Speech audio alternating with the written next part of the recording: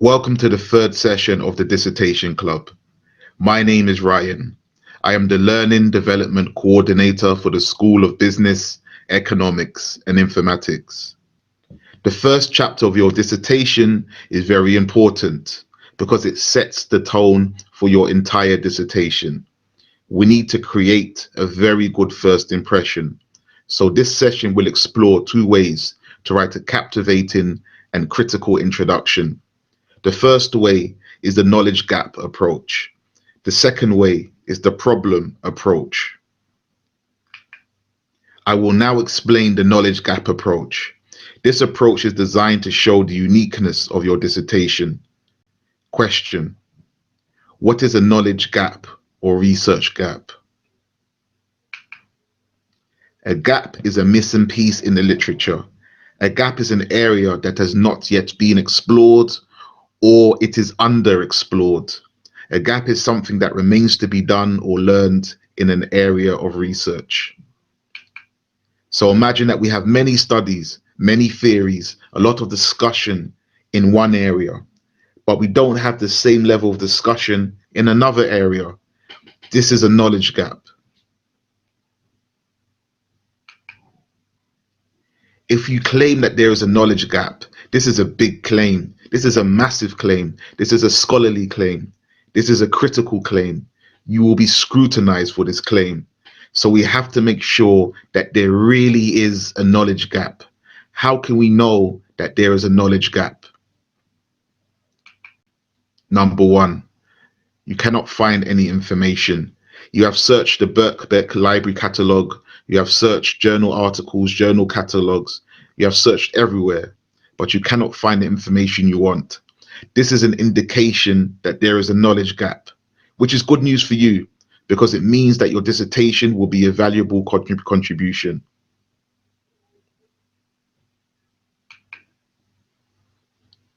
If you are having trouble finding information, discuss this with your supervisor and also contact Aidan, your librarian. Any issues finding information, please email Aidan with a question or book a 30-minute appointment with him.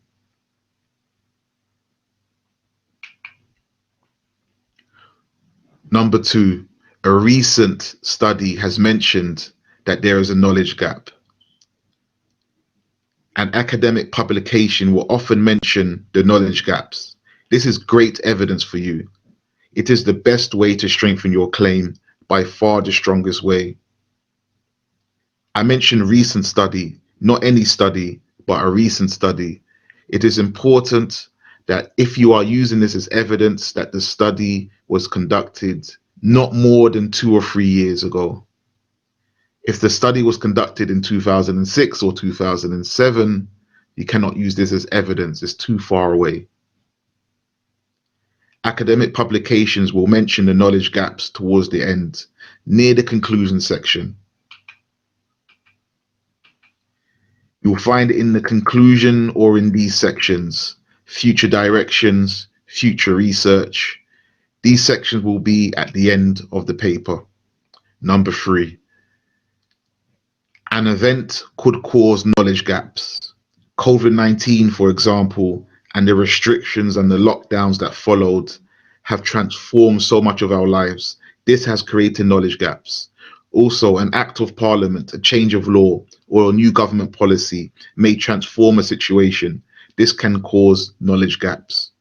You should see yourself as a plumber. When you see a leak or a gap, it is your responsibility to fill it, to repair it, to alleviate it. Before you was a bystander, as a first-year student, if you saw a leak, you would call a plumber to fix it. But now you are an academic, so it is your responsibility to address the leak or the gap. This is the layout of the knowledge gap approach to writing your dissertation. We will go through each of these sections in more detail. Number one, opening paragraphs. Provide relevant background information to your dissertation. Number two, describe what is missing. Number three, explain why it is missing. Number four, explain how you will fill the gap. Number five, explain why you are focusing on this gap. These sections are not headings or subheadings. They are just areas that you need to cover. So the first paragraphs, the opening paragraphs of your dissertation should give relevant background information. You should give contextual information about your area of focus. So a student wrote this first sentence of their dissertation. What background information should she give? What contextual information should she provide? She should provide background information to this term efficacy. What is efficacy? What do we mean by this? Workplace coaching. What does this mean? Give some context for workplace coaching. Mental well-being. What do you mean by this? This is such a broad term that we need to define this. We need to restrict this. And also the industry, maybe the time period. Give much more context to this. Here's an example. I broke down the main areas of the dissertation title. Imagine the person reading your work does not know what you mean by any of these terms. So the word efficacy, we need to define efficacy. What do we mean by efficacy? Efficacy referred to throughout this thesis and such and such. Workplace coaching, what is that? We need some background information. Do not assume that the reader is aware of your terms. Mental well-being is a broad term. What do we mean by this? How does this relate to workplace coaching? So from this example, we can see that we have taken the background information from the literature. The more you reference, the better your chapter will be. Reference, reference, reference, reference as much as possible to show that you have read the literature. After you provide the background information, you should describe what is missing. Where is the knowledge gap? Describe the area that has been underexplored or unexplored. Make sure that you are very explicit. In this example, in green, the student highlighted the area that has adequate literature.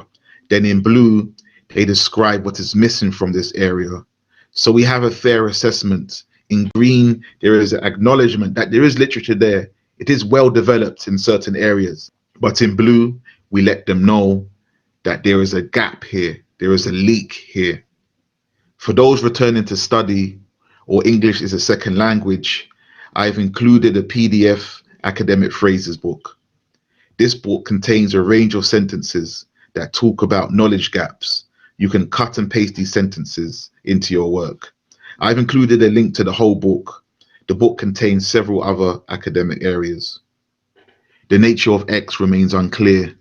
What is not yet clear is the impact of X. To date, there has been no reliable evidence that, and so forth. Now, in the next section, you should explain why there is a knowledge gap. Back to the analogy of the plumber. When we find that there is a leak, we need to inquire why there is a leak. Why is there a knowledge gap? What could be the possible reasons for this knowledge gap? Why have scholars ignored this area? Why has it been left to you? This doesn't make sense, so you need to explain it. This is a critical exercise. It demonstrates critical thinking, so you must use cautious language when you uncover the reasons for the gap. Arguably, the lack of literature in this area is due to, possibly, the lack of studies in this area is due to, it is likely that the absence of research is due to. Always use cautious language because you may be right or wrong. Now, the next area is to explain how you will fill the gap. Once again, the analogy of the plumber. We have identified the gap. We have identified the reasons for the gap. Now we need to explain how we will fill the gap. What is our plan? In this section, you essentially detail your dissertation or provide a plan for your dissertation. How will your dissertation contribute to the discussion? How will you fill the gap? Here is an example. This is just a brief example. Try to give your plan more details.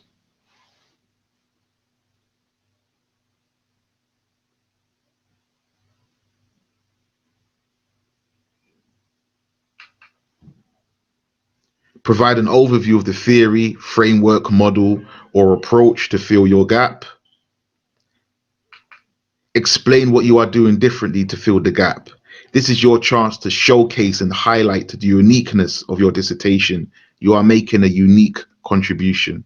The last matter is that you have to explain the rationale for doing your research. Just because there is a gap, it doesn't mean that you should fill it. There may be a good reason why no one has filled the gap. It is not interesting, it is not relevant, it is not significant. So you must discuss the importance for filling this gap. What is the significance for filling this gap? Why did this gap need to be filled? Like in this picture, the leak or the gap has caused great problems. It has flooded the house and caused this man distress. Equally, you have to explain that filling the gap is necessary. It is too problematic to leave it as it is. Here is an example from this study of minority ethnic producers employed by the BBC Asia Network. The student explains why it is necessary.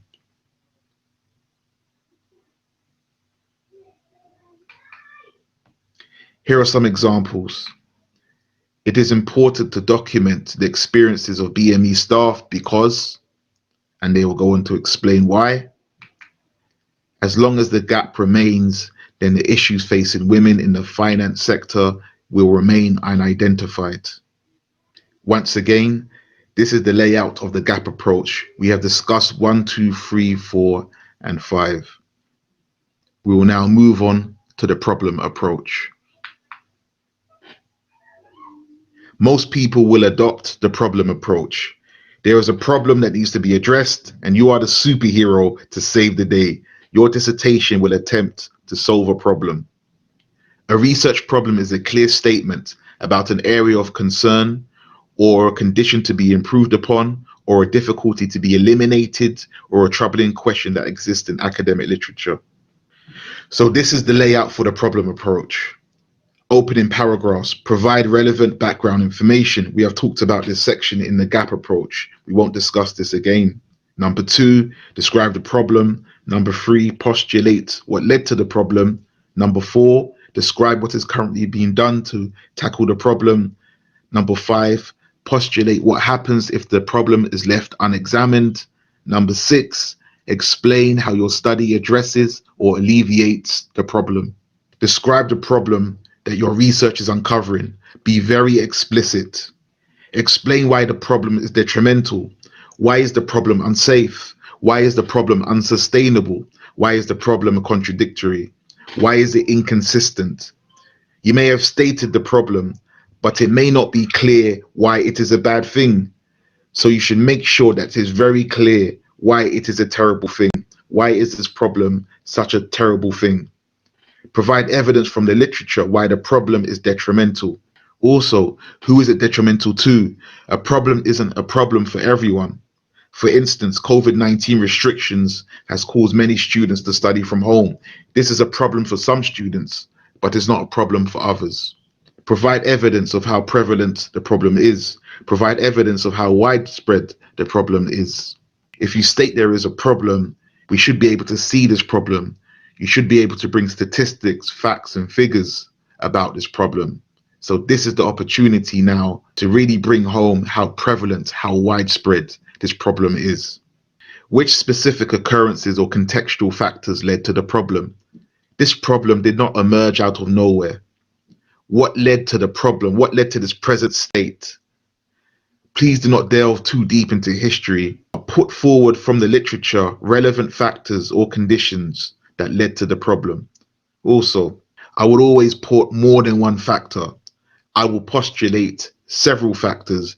You may be right or wrong, so protect yourself with multiple reasons. And it will show the marker that you have read widely and considered many things. The next section, you should describe what is currently being done to tackle the problem. If this is a problem like you stated, something must be happening to address the problem. It is unlikely that you are the only person in the entire world that has identified this problem. Which academic or practitioner articles have addressed this problem? Who has discussed this problem? What did they say about this problem? Being that this is an introduction, you don't have to go too much in depth in this. Everything I have mentioned so far, please do not go too much in depth, but give a general overview, a general summary.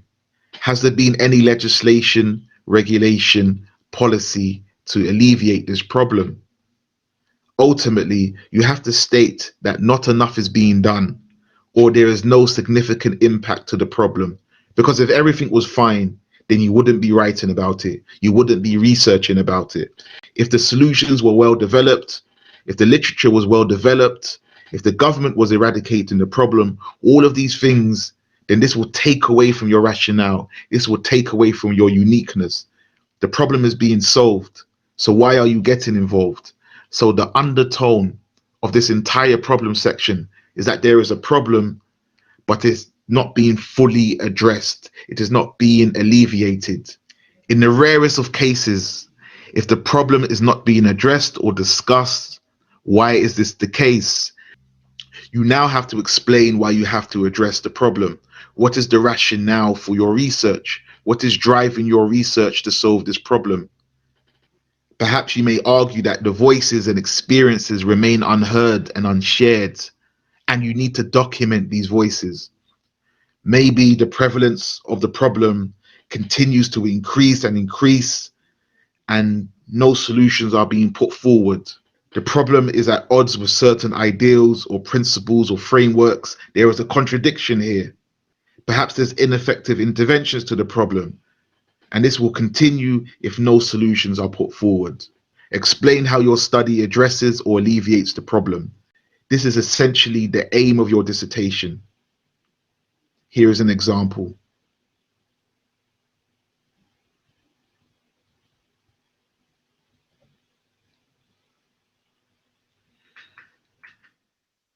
Here are the two approaches, the problem approach and the gap approach. Which one do you prefer? Please let me know in the comment section. They are very rough guides. You can add to them or take something away or combine both the problem and the gap approach. Perhaps you like the look of number 1, 2, and 3 of the problem approach, and you want to merge that with 4 and 5 of the gap approach. Whatever, it's all up to you. Whatever you need to do or whatever your supervisor advises. And I would like to end with this quote, and I think this quote is relevant to our discussion. Observe what is useful, discard what is not, add what is uniquely your own. So if you have seen anything that you can use in this session, use it for your dissertation. If it doesn't apply to you, discard it and add your own unique style on top of it. That is essential to get ownership of this. I've given you a tool and you use it how you see fit. Thank you for listening. Please like and subscribe.